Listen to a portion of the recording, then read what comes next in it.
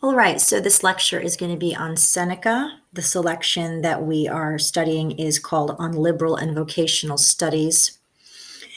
This page is giving you just some background on who Seneca was. He was sometimes referred to as Seneca the Younger. He was a Roman philosopher, also known as a Stoic philosopher. Here down you can see it reads, Seneca was a well-known member of the Stoic school of philosophy.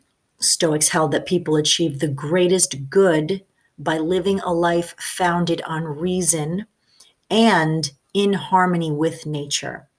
They believed that wealth and social position were ultimately unimportant because reason and virtue were available to everybody. All right, and let's harken back to what Shinsu said, is that we are all born the same. This is kind of that same tenet here. And as a Stoic, Seneca believed that excessive passions actually diluted the influence of reason. So we have this tension between the passion and reason, or mind and the body, and that the point of living is to live virtuously. Again, in my last lectures, I talked about virtue. If you want to look at Aristotle's table of virtues, that's what we're referring to, not any kind of real moral code necessarily tied to a deity or religious belief, but just the idea of living virtuously and a philosophical idea of what virtue is, and that one could be happy and virtuous in any physical or economic condition. And unlike many of his contemporaries, Seneca was unwilling to defend pursuits such as literature, music, geometry, and astronomy, which he's going to go through in this text, by arguing that they made people virtuous. He believed that this reduced liberal arts to kind of like a moral propaganda, that these things do not convert people to virtue, but rather they are the raw materials out of which virtue can be built. And so he did see them as indispensable or as necessary to the functioning of free society. So again, we're thinking about how Newman spoke about how our liberal studies is absolutely necessary just for the mere pursuit of human nature and our human curiosity that fulfills a need of ours as humans to know things. However, that does not guarantee the growing of a good conscience or a solid, honest personality or virtue of any kind, right? Newman said that that is what religious education is for. Now, we have in the last couple of essays, the tone of Shinsu, where we had these analogy to nature, right? He was writing in 250 BC. We have in the 17th century, the 19th century, Newman writing as a defense of university education. And here we have Seneca, and this writing is 55 CE, so a little bit more closer to our Shinsu text. And I just want to point to you the tone, right? Shinsu is very, very serious and used a lot of hyperbole or exaggeration to make his point across, right? He was very emphatic in letting us know about disaster and carelessness and laziness and the consequences of that on our education. Newman also, in his defense of university, was very serious toned, and it was a very formally written essay that, again, was a little bit hard for us to access because of the formality of the language, but we were able to break it down. Seneca, as a Stoic, and also the form of this essay being a letter, as you can see here, it is a letter with an address to a you, a specific you. And you'll see his tone here is kind of sarcastic, okay? So it's a very different shift in tone than we are looking at. So let's begin from the beginning, where Seneca writes, so you want to know my attitude towards liberal studies, right? It's kind of like very beginning off the cuff. So you want to know what I think, okay? So you can already kind of tell his tone here is a little bit kind of a bravado. And he says, well, I have no respect for any study whatsoever if its end is of making money. So he's talking about the practical or useful knowledge that Newman is referring to, kind of like our trade education, the education that we get in our profession, or as I refer to it as your occupation, that which will occupy your time to put your, bread and butter on the table for your livelihood. Seneca says immediately here that kind of education, if that's going to be your only education, he has no respect for it. Your education must be further beyond the realm of just profit, or even just beyond the realm of just your livelihood or occupation.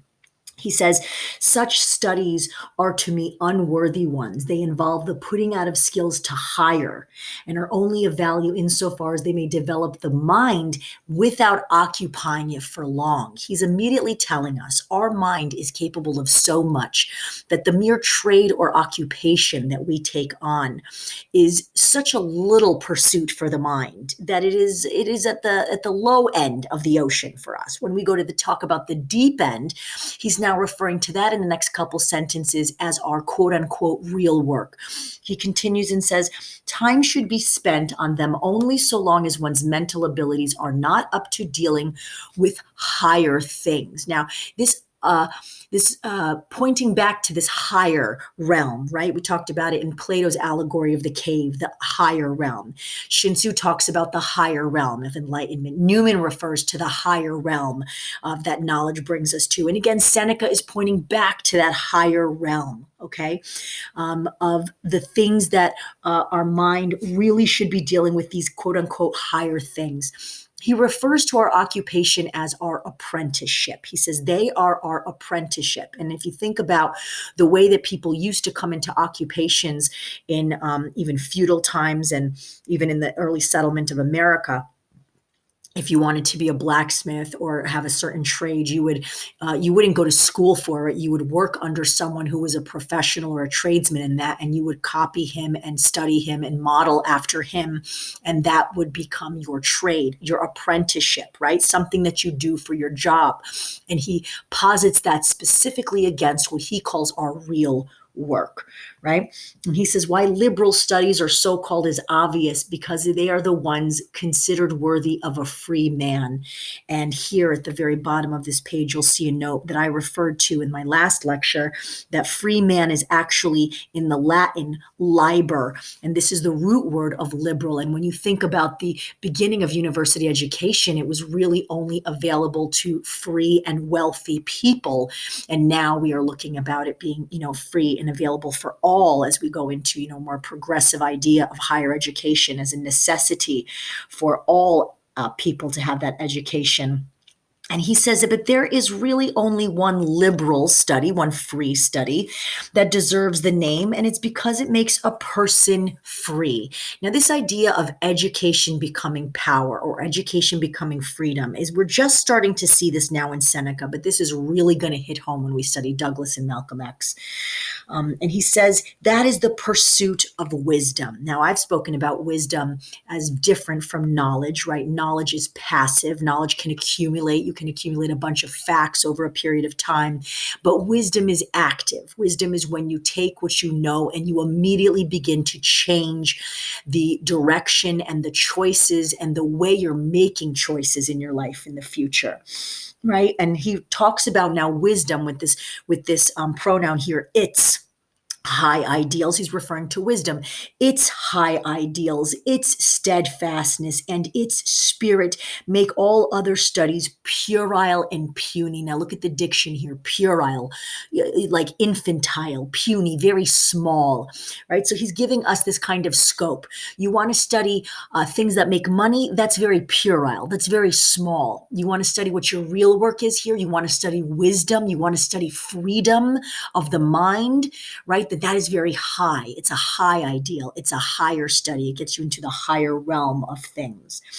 And then here he goes down. He says, the question has sometimes been posed whether these liberal studies make a man a better person. So he immediately goes back to what Newman said, right? Shin-Tzu says, absolutely, education makes you better. And we talked about how back in Shin-Tzu's, in the Confucian days, they would study the morals and codes of Confucianism or the way side by side with math, geometry, astronomy, and everything else. So one's education would be embedded in some kind of religious or moral context.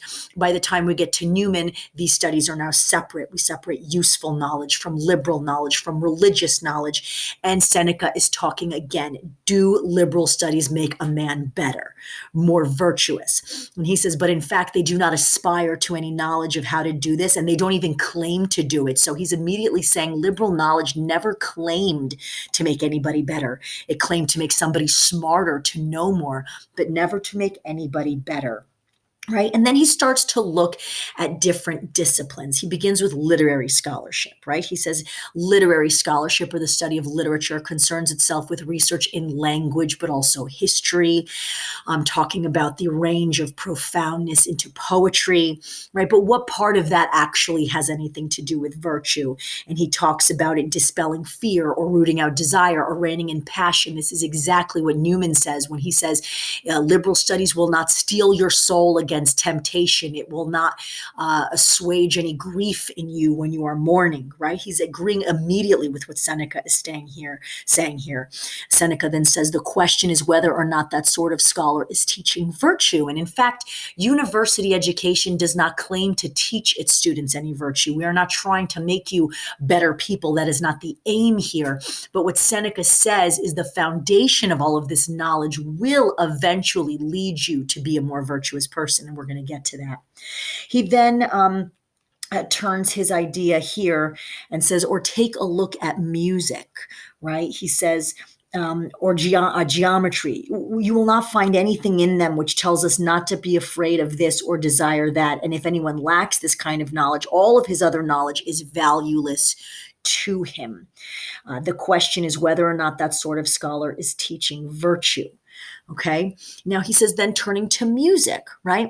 He says, you can teach me how to read sheet music, right? You could teach me the bass and the treble. You can teach me harmony. You can teach me the concord of strings. But here he's going to do this. He's going to go back and forth in this essay and says, this is what the mechanics of what you're going to teach me. And this is what I really want you to teach me. And I want you to imagine, as he's making these comparisons in these paragraphs, what he's really comparing is what he set up in the beginning of his thesis: apprenticeship, occupation versus real work. Okay. Knowledge of things versus wisdom. So here he says, in that knowledge, you're going to teach me how to read sheet music, what harmony is, right? How to read notes. But he says, I would rather you brought some harmony in my mind and got my thoughts into tune. Right? He says, you show me which are the plaintive keys. However, conversely, I would rather you show me how to avoid uttering plaintive notes when things go against me in life. So what is he referring to? He's saying, well, you're teaching me the very mechanics of how things function in the outside realm, right? But what I would like to know is, how can I take that knowledge and apply it to me in my soul, in my mind, and for it to help me live what one would call a better life. Right? And then he switches to geometry here. He says, the geometrician teaches me how to work out the size of my estates, right? I can measure how big of acres I have, how much land I own. Conversely, Seneca says, rather than how to work out how much a man needs in order to have enough. Right? He says the geometry is teaching me how much I own, how much accumulation I can have. But what I want to know is, when does a man have enough to be happy, to be satisfied? Okay. And he says, what use is it for me to divide up a piece of land into equal areas if I can't share it with my brother? What use is the ability to measure out a portion of an acre if I'm upset when some neighbor encroaches on my property by maybe an inch or so? Right? How can I be taught that I don't need so much? Right? The geometrician teaches me how I can avoid losing fractions, conversely, but what I really want to learn is how I can lose and still smile. Right? Very, very big, soulful, deep things that Seneca is pondering here, and very squarely against those things that we as very day-to-day people think about, right? Accumulation of wealth, of land, of property, of knowledge, of power. right? And here he, again, this tone that he comes back with, this kind of sarcasm. He says, oh, the marvels of geometry, right? You geometers can calculate the areas of circles. You can reduce any shape to a square. You can even state the distance in separating stars. You are that audacious. Nothing is outside your scope, right? Supposedly, according when it comes to measurement. And then he posits this, well, if you're such an expert, then measure a man's soul. Tell me how large or how small that is. You can define a straight line, but what use is this if you have no idea what straightness means in life? Now, these bigger questions that he's asking, measure a man's soul. Tell me how I can lose and still be happy. Tell me how I can have not